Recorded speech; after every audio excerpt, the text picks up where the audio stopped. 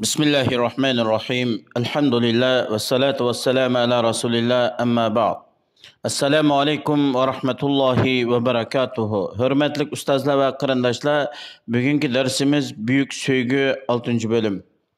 Biz dersimizden başında insanı Allah'ınki muhabbetiga eriştiradigan, Allah'ның yaxshi ko'rishiga eriştiradigan amillar to'g'risida so'zlab kelgan. Ya'ni insonni Allohning muhabbatiga yaqinlashtiradigan 3-chi sabab qaysi desa qiyamul layl. Ya'ni kechalarda insonlar uxlayotgan vaqtida turib, Alloh uchun qiyamda turib namoz o'qish. O'zimizningki ahvollarimizni, ojiz bechorligimizni, mazlum ekanligimizni, zulmga uchrayotganligimizni, urug' tuqqan qarindoshlarimizning chidag'usiz zulmlarga uchrayotganligini, oila bolalarimiz, urug' tuqqanlarimizdan hech qanday xabar ololmaganligimizni Allohga yolvorib, Allohga duo qilib, Allohdan tilasak, inshaalloh pat fursatda Alloh subhanahu va taolo bizga bu ishlarning sabablarini oson qilib beradi. Alloh subhanahu va taolo o'zininki kechada turadigan bandalarini sifatlab bayon qilib deydi: "Kanu qalilan minal layli ma yahjaun va bil asharihum yastaghfirun."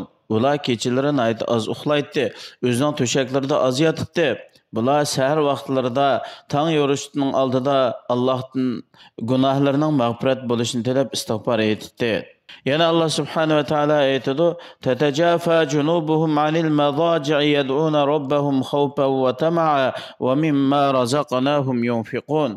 Ularning yollari o'rin ko'pdan yiroq bo'ladi. Ya'ni ular kechasi ibodat qilib az uxlaydi. Ular Parvardigorining azobidan qo'rqib, rahmatini umid qilib, uningga duo qiladi. Ularga bir rizq qilib bergan narsalardan yaxshilik yo'llariga sarf qiladi.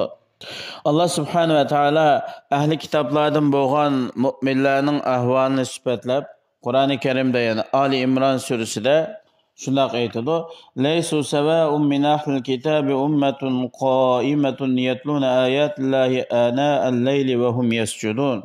Ular bir xil emas. Ahli kitobdan, ya'ni Yahudilar, Nasaralardan kechalari Allohning oyatlarini tilovat qilib turadigan va sajda qilib turadigan bir jamoa kishilar bor. Allah subhanahu wa ta'ala ularni kechida turib Allohning oyatlarini tilovat qilganligi uchun maqtadi. Payg'ambarimiz sollallohu alayhi va sallam sahobalarni kechalik namozda, kechida qiyomda turishga rag'batlantirdi. Bu qiyomul layl deganda nurg'un foydalar bor. Eng azg'a vaqtida tong yorishdan ilgari 2 rakat o'qisimi bu kechalik namoz ado qilganning qatoriga kiradi. Yani tong yorishga yarım soat yoki 20 minut yoki 15 minut 10 minut vaqt qolganda bo'lsa-mu, eng keng qo'pib qolgan vaqtida qo'pib, taratilib 2 rakat namoz o'qisa, bu kishi shu soatlarda Allohni zikr qiluvchilardan bo'ladi.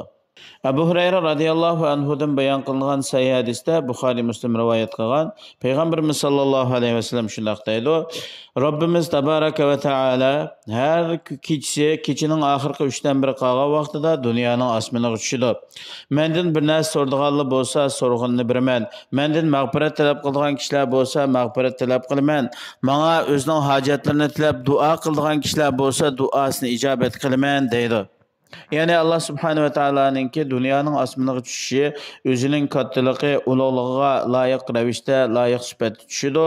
Biz uning kayfiyatini, uning shaklini bilmaymiz yoki buni biz yo'q deb inkor qilmaymiz. Yani Allah subhanahu wa ta'ala o'zining kattaligi, ulug'ligiga loyiq ravishda dunyoning asmaniga tushidi. Bu vaqtda, yani bu vaqtni nurg'un kishilar yo'qotib qo'ydi. Chunki bu vaqtni yo'qotib qo'ygan kishilar ko'p yaxshilikdan mahrum qoladi. Chunki bu vaqt ilohiy rahmat, ilohiy mag'firat tushadigan vaqt. Payg'ambarimiz sollallohu alayhi vasallam deydi: "Ya Abdullah", bundan Abdullah ibn Amr radhiyallohu anhu maqsad qiladi: "Sen paloniga o'xshash bo'lmagan. Bu odam dastlabki vaqtlarda kechida qiyomda turib Allohga ibodat qildi, keyin buni tark qilgan." Ya'ni bundan inson kechida turib oz bo'lsa 2 rakatdan ko'p bo'lsa buning cheki yo'q, oz bo'lganda 2 rakat bo'lsa-mu, kechilik namoz o'qishni odat qilib edish kerak. İbn Ömer radıyallahu anhu deydi, sahabeler ularning birasi tush ko'rib qolsa, ko'rgan tushlarini payg'ambar alayhissalomga so'zlab berdi. Men mu shunda bir tush ko'rib, buni payg'ambar alayhissalomga so'zlab bersam deb arzu qilib qoldim. Men uylanmagan yoshdim. Ya'ni bo'ytoq bir yosh yigitdim. Ko'p vaqtlarda masjidda uxlaydim. Oilam bo'lmaganligi uchun. Men bir kechasi masjidda uxlab o'tib tush ko'rdim. Yani tushimda ikki odam kelib, mening ikki qo'limni tutib, meni so'rab bir ayliqqa qatlangan quduqning tarafiga ilib mangdi. Uningga qarab qo'rqib ketdim. Bu ikkilar menga dedi, qo'rqmagin dedi. Shuning bilan bular bir parcha nihoyat esil bir ipakni ilib keldi deydi. Shunda bir go'zal o'ringa ilib keldi. İbn Ömer radıyallahu anh deydi, shunda go'zal yop-yeshillik bir bog'chadan bir parcha ipak raxni oldim. O rax mening oldimga uchib keldi deydi. Tanatqa vaqtimda ko'rgan tushimni hamshiram, ya'ni payg'ambar alayhissalomning ayoli Hafsa radhiyallohu anhaga so'zlab berdim. Buni payg'ambar alayhissalomga so'zlab bersin deb. Payg'ambar alayhissalom dedi, Abdullah ibn Ömer nima degan yaxshi bola, agar kechis qo'pib qiyamda tug'an bo'lsa, Nafi, ya'ni bu Abdullah ibn Ömerning ozod qilib o'tgan qo'li, Ibn Ömer shu tushni ko'rib payg'ambar alayhissalomning ta'birini anglagandan keyin kechalari nihoyat pek oz uxlaydi. Hatta safar qilgan vaqtidami kechida qo'pib namoz o'qib deydi, Nafi qarab baqqin tong yo'ridimi? Agar tong yo'rimabdi desa namozni davomlashtirdi. Tong yo'ribdi desa darhol bir rakat vitr namozi o'qib, anadan keyin bomdod namozi o'qishga yuzlanadi. Hamda bu kechida nurg'un kishilar turolmaydi, chunki ba'zi sovuq vaqtlarda issiq to'shakdan chiqish kelmaydi. Ammo shundoq dunyoning rohatidan kechib azroq vaqtini chiqargan kishi nurg'un yaxshilikqa erishadi. Insonning kechida qiyomda turishiga yordam beradigan bir qancha turli omillar bor. Uning qatoridan birinchisi kunduzda gunoh ma'siyatni oz qilish. İnsonningki kunduzda qilgan gunoh ma'siyatlari, xatoliklari insonni kechida qiyomda turishdan cheklab qo'ydi.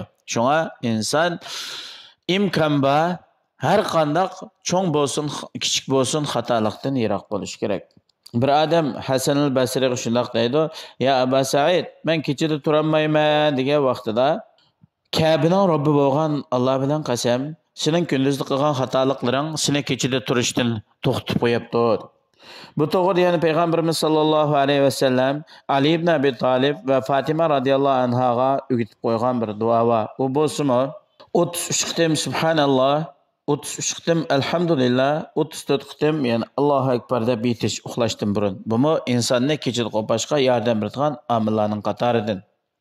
Shuningdek, hamda inson bak kechikib uxlamaslik kerak. Chunki hech qanday bir foydali Alloh rozi bo'ladigan ishlardan sirt vaqtni bekor o'tkazib, quruq gap so'z, quruq kino, film, televizor yoki boshqa ishlar bilan mashg'ul bo'lib, kechini kechikib uxlab, attigini qo'polmaslik bu to'g'ri bo'lmaydigan ishlarning qatoridan. Chunki inson oqshimi kech soat 12:01 da uxlasa, qanday bo'lib kechining oxirida tura oladi? Bu saat 12:01 degan ilgirki davrlarda salaf olimlari qiyomul layl uchun turadigan vaqt.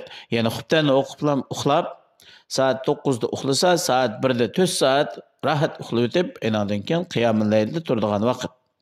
To'rtinchisi hamda insonningki kechida turishga yordam beradigan omillar, ya'ni kunduzlari ma'lum vaqt 10 minut, hatto yarım soat olsun bir orom olish kerak. Orom olishning maqsadi Allohni rozi qilish uchun kechida qiyomda turishga yordam bo'ladi. Mayli bu peshinning oldida yoki peshinning keyingi vaqtlarda bo'lsin, 15 minut, yarım soat yoki o'ziningki amaliy ahvolga ko'ra biroz orom olsa, kechasi xotirjam turib ibodatni qila oladi. Bu kechida qiyomda turish payg'ambarimiz sollallohu alayhi vasallamningki sunnatlaridan, islomning shuarlaridan. Kechida qiyomda turishni yo'qitib qo'yganlik sababidan biz nurg'un, ya'ni iymonning haroratlarini, iymonninki bizni qizitadigan kuchlarini yo'qitib qo'ydik. O'zimizdan hisob olishni yo'qitib qo'ydik. Allohga yuzlanishni yo'qitib qo'ydik. Nima uchun desa biz kechida dunyo ishlaridan xoli bo'lgan vaqtida Allohga yuzlanmadik. Allohning muhabbatiga erishishga yordam bo'ladigan 4-ish qaysi desa, Allah subhanahu ve Taala'nın kainattaki ve özümüzün cismimizdeki bütün alametleri Allah'ın birliğini bildirdiğin, Allah'ın çeksiz kudretini ifade edilen alametleri qarab fikir yürgüzüş, tefekkür kılıştan ibaret. Bu doğruda Allah subhanahu ve Taala Kur'an-ı Kerim'de şundak deydi. İnne fi halqis semavati vel ardi ve ihtilafil leyli ven nahari la ayatin li ulil albab. Ellezine yezkurunallaha qiyamen ve qu'uden ve ala junubihim ve yetefekkerun fi halqis semavati vel ard. Rabbena ma halaqta hâzâ bâtilen subhaneke faqina azâben nar. Ali İmran suresi 190-191. ayet. Ayetning qisqacha tarjimasi shubhisiz ki osmonlarning va zaminlarning yaratılışida, kecha kunduzning navbatlashib turishida aql egalari uchun albatta ro'shan dalillar bor. Ular o'ri turgandimi, o'ltirgandimi, yotgandimi Allohni eslab turadi. Osmonlarning va zaminning yaratilishi to'g'risida fikr yurgizadi. Ular aytadi: "Parvardigorimiz, buni bekor yaratmading. Sen poktursan, bizni do'zax azobidan saqlag'in." İnsan her qandaq bir narsaga qaraydi ekan, bu narsa Allohninki cheksiz qudrati, Allohning yakka yegona ekanligini bildiradi. Her bir minut vaqtda, her bir nazar tashlag'imizda, her bir dal daraxt, gul, chechak, tog', daryo, dengiz, okean, har qandaq narsa qarasak, buni biz Allohning alomatlaridan, Allohning oyatlaridan bo'lgan belgilarni ko'ramiz. Bularning hammasi bu cheksiz koinotni yaratuvchininki yakka yegona ekanligini ifodalaydi. Biz nurg'un alomatlarni ko'ramiz, ammo buni e'tiborga olmaymiz. Faqat Alloh muvaffaq qilgan va Alloh buni tafakkur qilishga muvaffaq qilgan kishilar buni bilalaydi. Alloh subhanahu va taolo G'oshiya surasida aytadi: "Afala yanzuruna ilal ibli kayfa khuliqat va ilal samai kayfa rufi'at va ilal jibali kayfa nusibat va ilal ardi kayfa sutihat." Ular yani tügülärinin qandaq yaratilganligi qarmamdı. Osmon qandaq egiz qilindi, tog'lar qandaq turg'izildi, zamin qandaq yetildi. Buningga qarab, bu katta maxluqlarni yaratgan Allohning cheksiz qudrati to'g'risida tafakkur qilmamdi. Tafakkur qilish degan Allohga ibodat qilishga insonni yetaklaydigan eng kuchli omildir. Bu salihlarning ibadetidir. Yani bular Allohninki oyatlar to'g'risida tafakkur qildi, fikr qildi, o'ylandi, undan keyin ibodatga yuzlanadi. Maxluqotlar to'g'risida tafakkur qildi. Osmonning Robbininki yaratgan ajoyib narsalar to'g'risida tafakkur qildi. Shuning bilan bularninki iymonlari va ishonchlari nihoyat kuchlanadi.